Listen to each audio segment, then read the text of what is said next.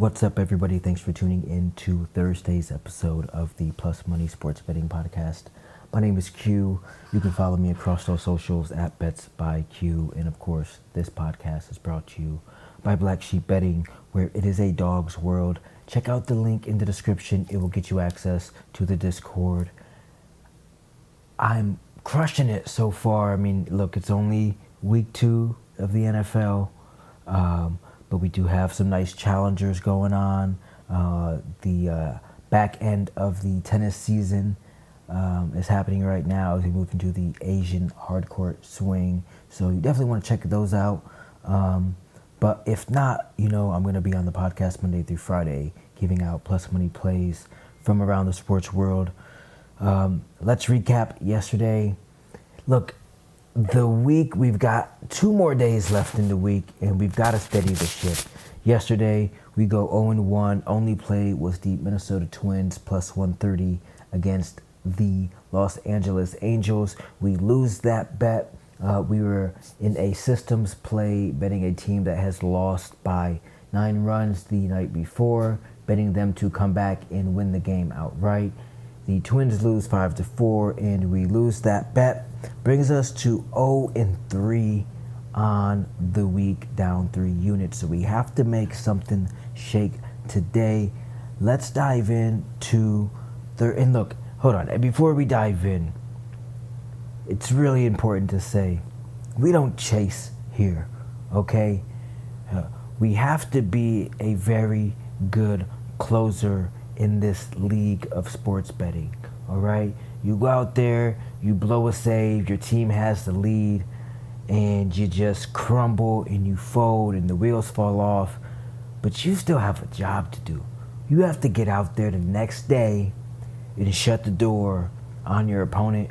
That's what I'm looking to do today. Put on my best Mariano Rivera impression. Go out there, be a great closer. Let's shut the door on the books today. We've got 2 days to steady the ship. And of course, tomorrow is Parlay Friday. So you never know what we could walk away with on Fridays here on the Plus Money Sports Betting Podcast. But let's now dive in to tonight's NFL game. We've got the Washington Commanders versus the Green Bay Packers tonight under the Thursday Night Football lights. This one is setting up to be a great early season measuring stick for both of these teams. Because last week, look, it's week 1 overreaction. That's what we get. All right, so this feels like a tug and pull matchup. But let's start with Green Bay. The Packers have had the youngest team, or one of the youngest teams in the NFL for multiple seasons now.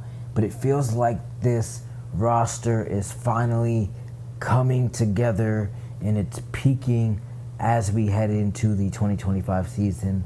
This group is built for the moment. It's built for right now.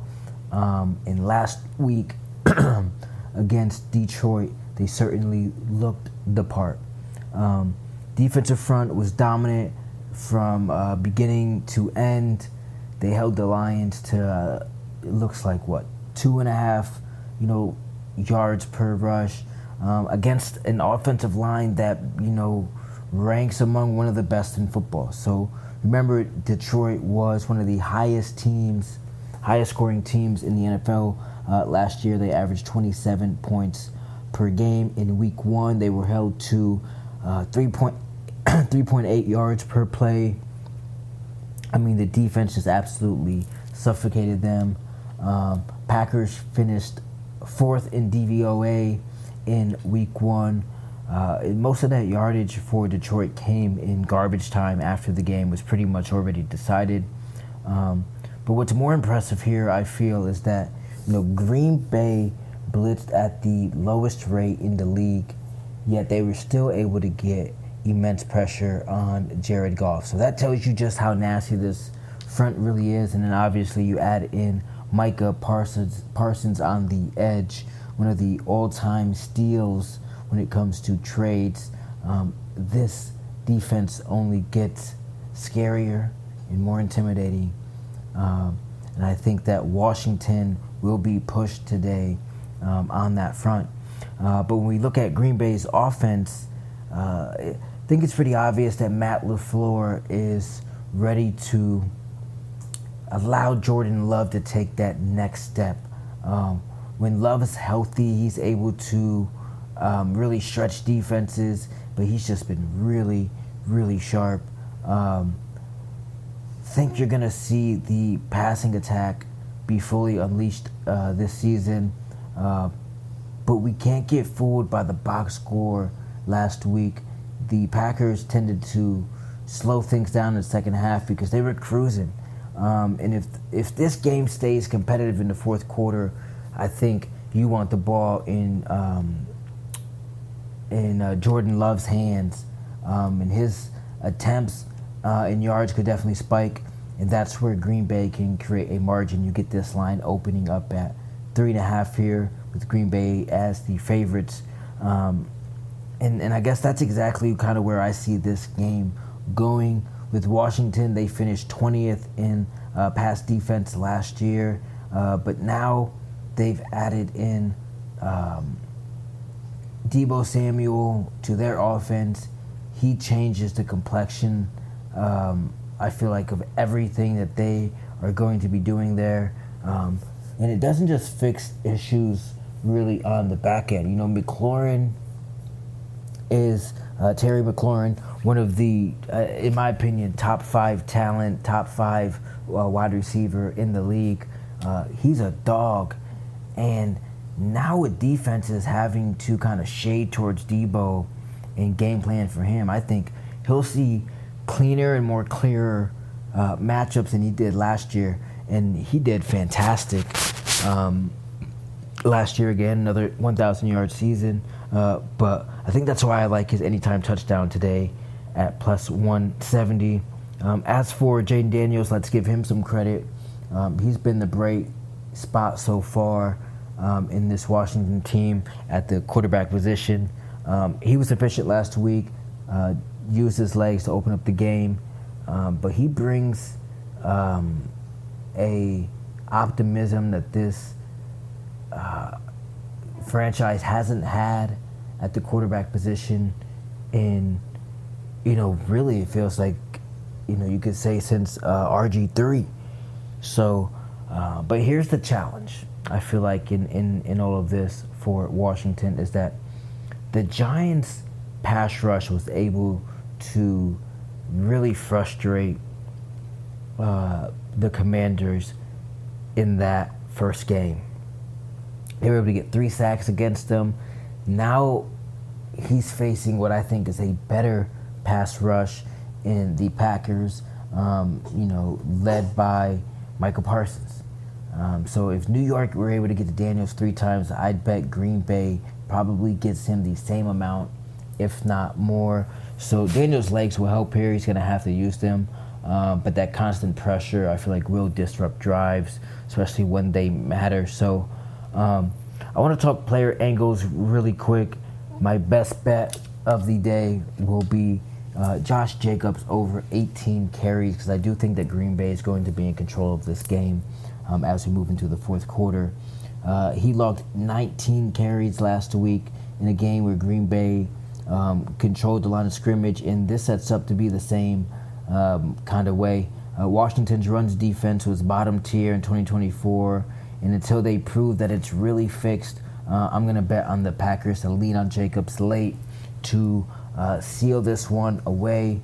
He might not get there by halftime, but the fourth quarter should push him over this line of 18 carries in the game, minus 105, 1 unit.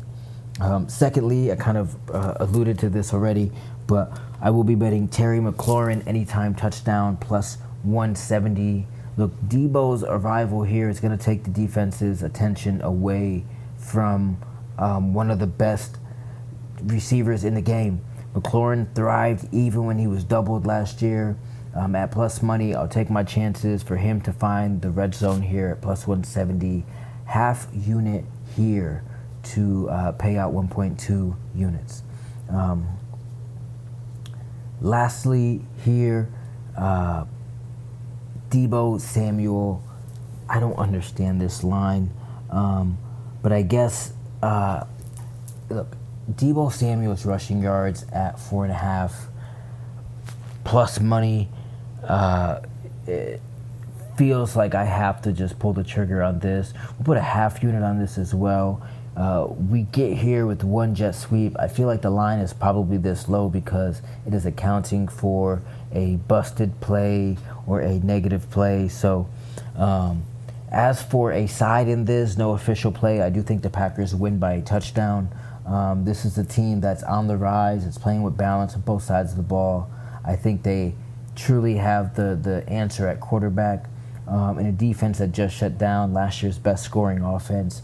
My number leans the Packers -3.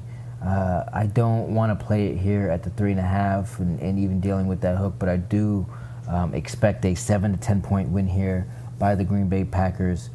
So to recap today, 3 official plays. Josh Jacobs, 1 unit on the over 18 carries for the Green Bay running back. Terry McLaurin, anytime touchdown for the Washington Commanders, plus 170. And Deebo Samuel, over 4.5 rushing yards, half unit, plus 100. Washington will make the plays today, but Green Bay will control the game. Front to back, complete performance, a chance to make a statement in a primetime game. I'll see you at the counter. Be back here tomorrow with more plus money plays from around the sports world. Let's steady this ship today. Have some fun tomorrow on Friday as we get ready for a big parlay day. All right, as always, my name is Q from Black Sheep Betting, and I hope each and every one of you hit each and every one of your bets. Peace.